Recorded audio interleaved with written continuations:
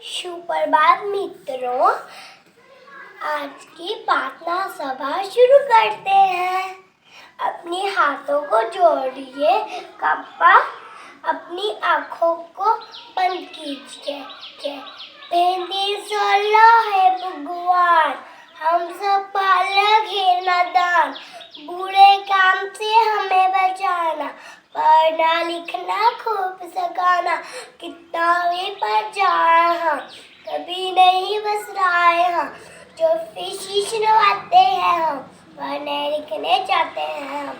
अभी अपनी आँखों को खोलिए, पेंदी सोलो है भगवान, हम सब बालक है। बच्चों, अपने आंखें खोलिए और हाथ नीचे करिए। सुप्रभात प्यारे बच्चों, कैसे हैं आप सब? बच्चों, आज बृहस्पतिवार है। बच्चों, आज की तिथि है 28 अक्टूबर 2021। इस महीने का रंग है नारंगी यानी ऑरेंज कलर।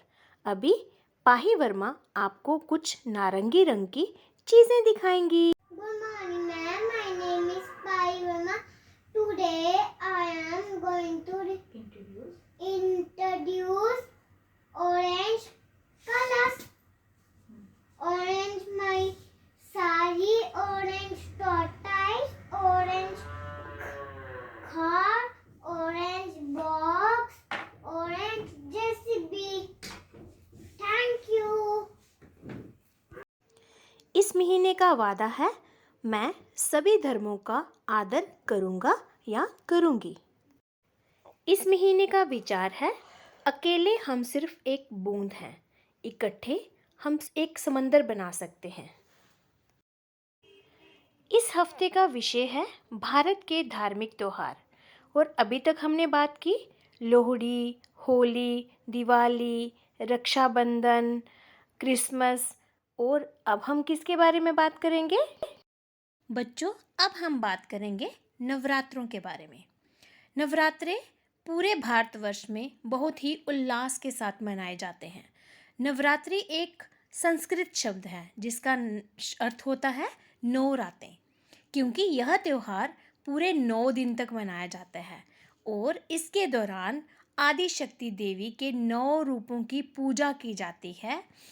और इस दौरान क्या होता है, जगह जगह पंडाल लगते हैं, माँ दुर्गा के पंडाल लगाए जाते हैं, उनकी पूजा की जाती है और लोग गरबा तथा डांडिया डांस प्रस्तुत करते हैं। अभी आयुष शर्मा आपको नवरात्रों के बारे में कुछ बताएगा। हमारे पेट फेस्टिवल है। रातों में हम माँ दुर्गा की पूजा करते हैं। रातों के 9 दिन तक डांडिया डांस करते हैं। अब हम बात करेंगे त्योहार दशहरा के बारे में। यह त्योहार नवरात्रे खत्म होते ही, 9 रातें खत्म होते ही 10वें दिन मनाया जाता है। इस दिन रावण के पुतले को जलाया जाता है। रावण के साथ कुंभकर्ण और मेघनाथ के पुतले को भी जलाया जाता है। इस त्योहार को बुराई पर अच्छाई की जीत के रूप में मनाया जाता है। इस दिन भगवान श्री राम जी ने रावण का वध करके सीता जी को उनकी कैद से छुड़ाया था। तो इस त्योहार को बुराई पर अच्छाई की विजय के रूप में मनाया जाता है। बच्चों, अब हम बात करेंगे बैसाखी के बारे में। बैसाखी हर साल 13 अप्रैल को मनाई जाती है। इस दिन किसान क्या करते हैं, गेहूं की फसल की कटाई शुरू करते हैं तथा अन्न की देवी को पूजते हैं ताकि उनके घरों में या फिर पूरे भारतवर्ष में कभी भी अन्न की कमी ना आए। इस दिन क्या होता है, लोग बहुत ही खुशी के साथ नए कपड़े पहनते हैं, भंगड़ा डालते हैं, जगह जगह मेले लगते हैं, मिठाइयाँ बांटी जाती हैं और इस दिन गेहूं की फसल की कटाई शुरू की जाती है। इस दिन लोग गुरुद्वारा भी जाते हैं, वहाँ पे कीर्तन होते हैं और लंगर लगाए जाते हैं, क्योंकि उस दिन अन्न की देवी की पूजा की जाती है और वहाँ पे लंगर लगाए जाते हैं और सभी लोग वहाँ पे जाके प्रसाद चखते हैं। अभी प्रीति राजपूत आपको बैसाखी त्योहार के बारे में कुछ बताएगी। बैसाखी उत्तर भारत का त्योहार है। इस दिन किसान अपनी गेहूं की फसल की कटाई शुरू करते हैं। बैसाखी वाले दिन लोग बंडरा डालते हैं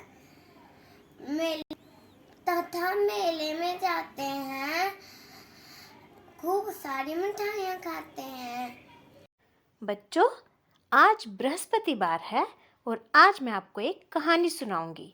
आपको कहानी सुननी है तो चलिए कहानी शुरू करते हैं। बच्चों, एक बहुत सुंदर बगीचा था। उस बगीचे में सुंदर सुंदर झूले थे, मोर थे, हरे भरे पेड़ थे। एक छोटा सा तालाब था, उसमें बत्तखें तैरती थी। पेड़ों पे तरह तरह प्रकार के पक्षी होते थे। कौवा होता था, तोते होते थे, चिड़िया होती थी, मोर नाचते थे, रंग बिरंगे फूल थे उस पार्क में। वहाँ पे तितलियाँ, रंग बिरंगी तितलियाँ उड़ती थी, फूलों पे मंडराते थे। और उस पार्क में एक पिंकू नाम का बंदर भी रहता था। और उस पार्क में कुछ दोस्त जो थे वो रोज खेलने के लिए आते थे। पता है बच्चों कौन कौन से दोस्त थे? वो दोस्त थे पिंकू, रिंकी, टिंकू, मिंकी, चिंकी तथा पिंकी। ये सभी दोस्त रोज इस पार्क में खेलने आते, बहुत देर तक झूले झूलते, रंग बिरंगे मोर नाचते हुए देखते, बहुत सुंदर सुंदर बतखों को ये पानी में तैरते हुए देखते और ये बहुत खुश हो जाते थे। एक दिन ये सारे बच्चे पार्क में खेलने आए और बहुत देर तक ये सारे बच्चे पार्क में खूब खेले और इन्होंने खूब मस्ती की। ये बहुत उछल कूद की, इन्होंने झूले भी झूले। इतनी देर में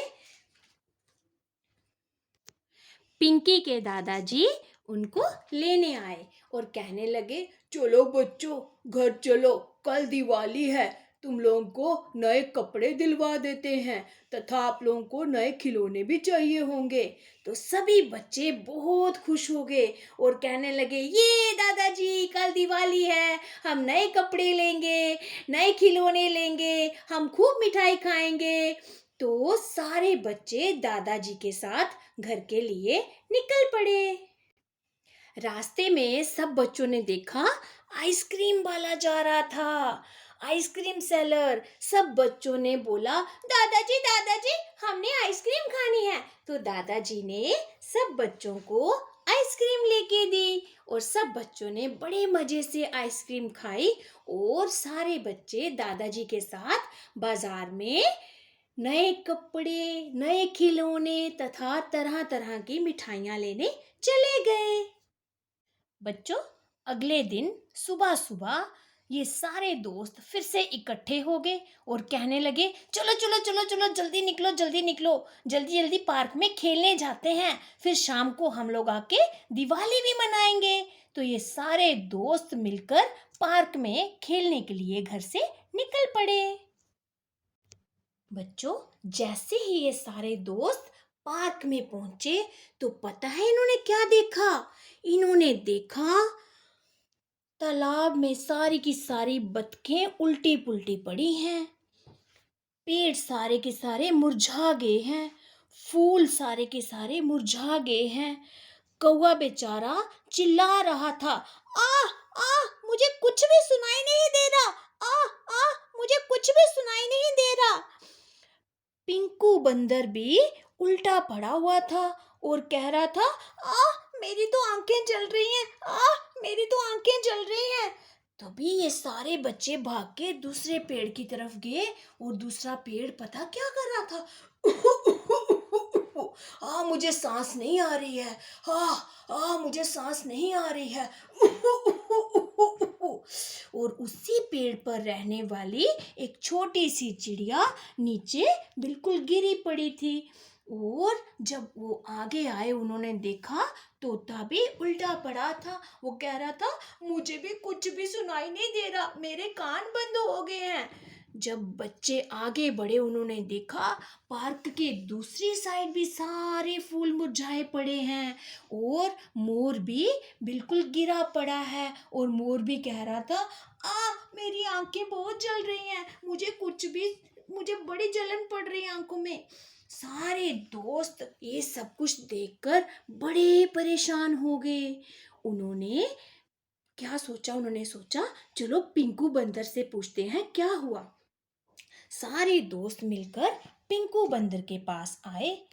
उन्होंने पहले पिंकू बंदर की आंख में ठंडा पानी डाला, फिर उसको अपने पास बिठाया, फिर पूछा, पिंकू पिंकू बताओ क्या हुआ? कल शाम को तो आप बिल्कुल ठीक थे, आज क्या हो गया? फिर उनको पिंकू बंदर ने बताया, कल कुछ बच्चे, देखो बच्चों आज दिवाली है ना, तो कल कुछ बच्चे यहाँ पे पार्क में आके पटाखे फोड़ने लगे, दिवाली इधर मनाने लगे। उन्होंने बहुत बड़े बड़े बम फोड़े। उनकी आवाज से कुछ पक्षियों की, कुछ जानवरों की कान ही बंद हो गए हैं और कुछ पटाखों के धुएं से यहाँ पे आंखों में जलन भी हो रही है और उनकी जो धुआं आ रहा था उससे सबको सांस लेने में तकलीफ भी हो रही है। इसलिए सारा का सारा बगीचा जो है ये तहस नहस हो गया है, हमें बहुत प्रॉब्लम हो रही है। तो बच्चों सारे बच्चे बहुत परेशान हो गए।